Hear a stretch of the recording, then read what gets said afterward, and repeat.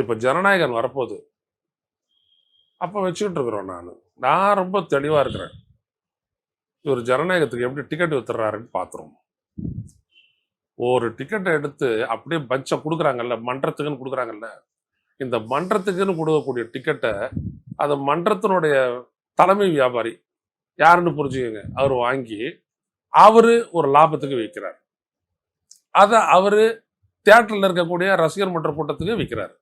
ரசிகர் மன்றம் ரசிகனுக்கு விற்குது. இப்படி பல கோடி சம்பாதிச்சிருக்கிறாரு அவரு. எல்லா நடிகர்களுமே அதை பண்றாங்க தானே. நான் என்ன கேட்கறேன்னா, அப்போ உனக்கு என்ன அருகதை இருக்குன்னு கேட்கிறேன். ஒரு டிக்கெட்டு விற்கிறதுல முறைப்படுத்த முடியுமா உன்னால்? அதையே ஒரு வருவாயாகவும் ஒரு வசூலாகவும் பார்க்கக்கூடிய உங்களால், இதை கேள்விதான் ரஜினியை கேட்டேன். அப்படி சம்பாதிக்கிற பணத்துல உங்களுக்கு வருவாய் வருதா இல்லையா? ஏரியாவை பார்த்து ஃபிக்ஸ் பண்ணிக்கிட்டு வாங்குறீங்களே, அந்த ஏரியாவில் இப்படி டிக்கெட்டு விற்கிறதுனால வரக்கூடிய வருவாய் உங்களுக்கு வருதா இல்லையா? பதில் இல்லை. ஏன்? அதான் உண்மை.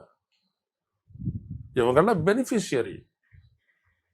தியேட்டருக்கு வெளியில் நடக்கக்கூடிய அனைத்து கொள்ளைகளுக்கும் இவங்க பெனிஃபிஷியரி. போலீஸ்காரனுக்கு 5% மேட்ரு முடிஞ்சு போச்சு. அடி, கொள்ளை அடி. அதான் ரசிகர் மன்றம் அப்படின்றது. அப்புறம் நற்பணி மன்றம்னு அதை மாற்றினாங்க.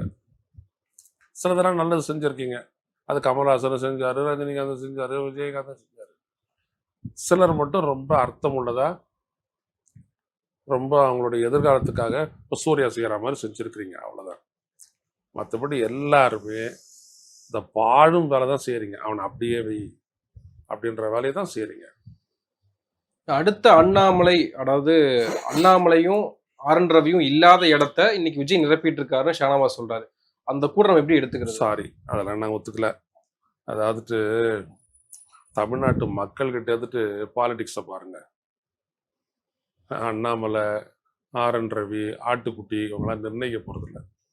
நமது மக்களுடைய சிந்தனை வளம் எனக்கு தெரியும். புரியுதுங்களா? சும்மா ஒன்றும் அவங்க ஓட்டெல்லாம் போட்டுற மாட்டாங்க.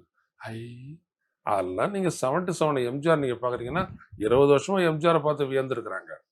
அவர் மேலே ஒரு அபிமானம் ஏற்பட்டுச்சு, அவர் மேலே ஒரு அன்பு இருந்துச்சு. அதெல்லாம் நான் கண் கூட பார்த்தவன். எனக்கு எம்ஜிஆர் மேலே ஏகப்பட்ட விமர்சனங்கள் உண்டு, அது வேற கதை. ஆனால் அவருடைய அரசியல்ன்றது நீண்ட நெடிய அரசியல். ரோட்ல நடந்து நடந்து திமுக பிரச்சாரம் பண்ணவர்.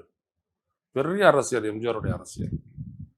அது மாதிரி நினச்சிக்கிட்டு விஜயெல்லாம் பார்த்துக்கிட்டு பேசிக்கிட்டு கருத்து சொல்லிக்கிட்டு அதெல்லாம் நடக்காது.